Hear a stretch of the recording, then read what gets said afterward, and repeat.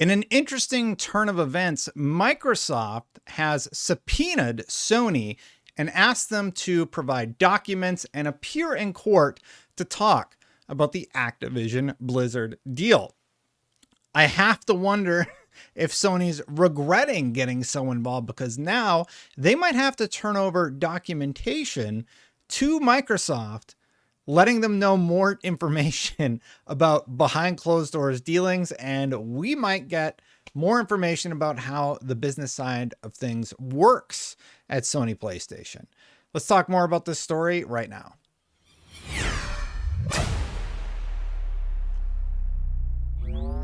So this is all part of the ongoing investigation that the FTC is doing into the Activision Blizzard deal that Microsoft is trying to close right now. Now, there's a lot of dates coming up, but this was very, very interesting today. We got an agreed motion of non-party Sony Interactive Entertainment LLC for extension of time to move to limit or quash or otherwise respond to the subpoena. So non-party Sony Interactive Entertainment hereby moves for a 1-week extension of time to January 27th, 2023 to move to limit or quash or otherwise respond to the subpoena served on SIE by respondent Microsoft Corporation. So Microsoft is telling the FTC, all right, you want us to take us to court? Our lawyers are going to have to look at all this documentation, all this proof that Sony has that Call of Duty would be so overwhelmingly detrimental to their business. So yes, let's see all the paperwork about it. And Microsoft agreed to allowing them until the 27th. And here's what it says. As a result, pursuant to Rule 3.34, the deadline for SAE to move or limit or quash the subpoena is today, January 20th, but Microsoft has agreed to delay that point. Microsoft provided a nearly identical version of the subpoena to SIE on January 12, 2023, but did not name the proper subpoena recipient nor serve the subpoena properly. SIE explained this to Microsoft, which revised the subpoena and served it to SIE on January 17th, keeping the original January 20th return date. But even the earlier subpoena, had it been properly served, would have allowed SIE only 8 calendar days to move to quash or respond. Now, this is like Hoag's back. He's tweeting a little bit right now. I'm very excited to hear what he has to say about that, because what does that mean? And what is the likelihood that Sony is going to be able to quash this? I mean, Sony opened their mouth and they said all of this stuff about how Call of Duty being exclusive to Xbox would be so damaging to their brand, even though they have a 10-year offer on the table, even though everybody has a 10-year offer on the table for Call of Duty. And it's really, really interesting to see that Microsoft has said, okay, prove it in court. The statement continues. Pursuant to the January 4, 2023 scheduling order, Microsoft has several months until April 7, 2023 to complete fact discovery, and therefore SIE does not believe that the requested extension of 1 week will delay the progress of these proceedings.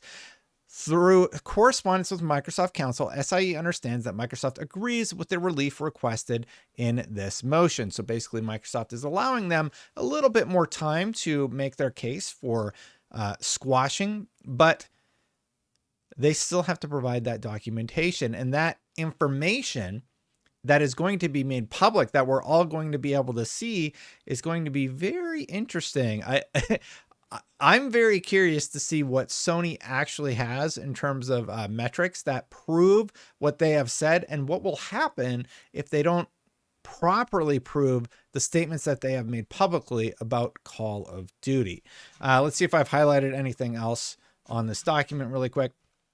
So before, it said on January 20th, 2023, non-party Sony Interactive Entertainment, SIE, filed an agreed motion for extension of time to move to limit or quash or otherwise respond to a subpoena motion served by respondent Microsoft Corp on January 17, 2023. So basically, they've asked for the extension, they got the extension, and that's the long and the short of that document. But there have been reactions to this and some coverage on NBC that I find really interesting. But if you like these videos, please consider hitting that subscribe button, because I really appreciate you. And I would appreciate it if you watched and aren't subscribed, like half of you are not, to hit that subscribe button, because hitting that goal of 100,000 subscribers is so close. Thank you for watching. I'm going to write out a new pitch because I keep saying half of you aren't subscribed. If you hit subscribe right now, I would hit my goal today. That's true, but I got to get another hook. I got to convince you to come on over and hang out with me. Here's what Steven Totillo said about the whole thing. Microsoft wants PlayStation to give them internal info they think will be relevant to this case. Given the extent the FTC's arguments against the Activision deal hinge on impact on PlayStation, it was expected Sony will try to limit what it has to share. So check that out. PlayStation has to give Microsoft internal info that Microsoft thinks is relevant to the case. It's just hilarious to me because now Sony has to prove their arguments in the public forum. So we all get to see and call them out on their nonsense. If it's true, okay, they've made a case for why it could be true. And if it's not, then it's not. And I think we all know where I fall on that. So Post Up also posted this little NBC interview. I just want to play a few sound bites from right now. Put my headphones on backwards, whatever. Here we go. They have strong political support from labor unions, which are delighted that Microsoft has committed itself to allowing collective bargaining within the Activision community. Labor unions in Europe also supporting them. So they have some strong political support that is lined up behind them that pushes in the direction of taking a deal. So what he's saying there is basically Microsoft has a lot of political pressure that they're able to put on the FTC to make a deal with Microsoft. So it looks like FTC has forced a deal to happen, and it makes the FTC look good. It makes Microsoft look like, oh, you know, they were taken down a peg, right? So everybody walks away happy. But there is a scenario that they also go over where one of the analysts actually believed that the FTC is trying to redefine the terms in the video game industry. So let's dive into that quote. You know, one other thing about the FTC case, though, is they're trying to narrowly define this video gaming market to the high end versus the low end, which this merger is way more complicated than that. High end meaning consoles that cost, you know, several $100 versus the low end mobile, or they lump Nintendo in there. Now, Nintendo would say we're in the console business with them, too. So they're really trying to redefine, they meaning the FTC, is trying to redefine the video game market as they try to kill this deal. Yeah, so the FTC is trying to get the deal shut down, but what they're really trying to do is redefine the terminology within the deal so that it works for the arguments that they're trying to make. And if that happens, it could potentially set things back to the way merger laws were in the 60s and 70s. Here's what the analysts they had on NBC had to say about that particular topic, and then we'll discuss it. An effort to reset merger policy and to set it back within boundaries that existed in the late 1960s and early 1970s. There's an important test in the courts in California right now involving the FTC's effort to block Meta's proposed acquisition of Within. This is also a vertical merger. The district judge is expected to issue his decision by the end of this month. And I'll just stop him right there because what he's talking about a merger policy that will likely reset things to where it was in 1960s, 1970s. That to me seems like an antiquated way of solving the challenges that the FTC has, especially when so many people support the deal. Now, I know there's those out there who don't think the Activision Blizzard deal should go through for, you know, various reasons. I think I covered it in this video here, the strongest arguments against it.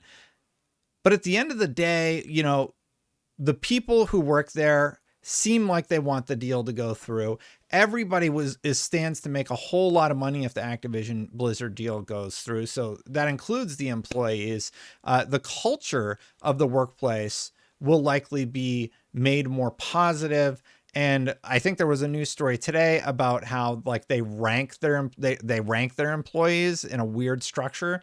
And that was made public today because somebody was let go. I might make a video about it, but there's a lot of weird stuff going on in Activision. And I still think that for the employees and the developers' sake, at the end of the day, this going through would end up being a positive thing. Yes, I do realize that things have been not great at Microsoft lately with the layoffs, and that has a lot of people concerned. But based on what happens at Activision anyway, laying off tons of people so that Bobby Kotick can get his, $1 billion bonus or whatever at the end of the year, I still think that this would be a positive outcome for Activision Blizzard. Because to argue that them merging could result in layoffs at Activision, well, Bobby Kotick's going to do those layoffs anyway. And they are allowing unions to be formed at Bethesda. They don't mind if unions are formed at Activision Blizzard. And I do think, I do think it will be positive at the end of the day, but time will tell. Let me see if I had anything. No, I think that was the last note that I had. So really interesting development. Microsoft could get documentation from Sony about their business models, and maybe they could learn a thing or two from those documents, and the rest of us will also. Thanks for watching, everybody. Now, if you're one of the 50% of people who aren't subscribed, please consider hitting that subscribe button, hitting that bell. I'd really appreciate it. I still have that goal of hitting 100,000 subscribers. And if you hit subscribe, I would hit that goal today. So please consider it. Thank you so much to the members for supporting me. I really appreciate you supporting me just so much. I don't even know what to say. It's just so awesome. I appreciate you all. I post all these videos without ads for y'all. And if you want to support, you can click that join button and support at whatever level you feel comfortable. Check out this video where I talk about the layoffs that happened at Microsoft. You want to know more about that story, and I'll see you for the next one. Bye for now, everybody.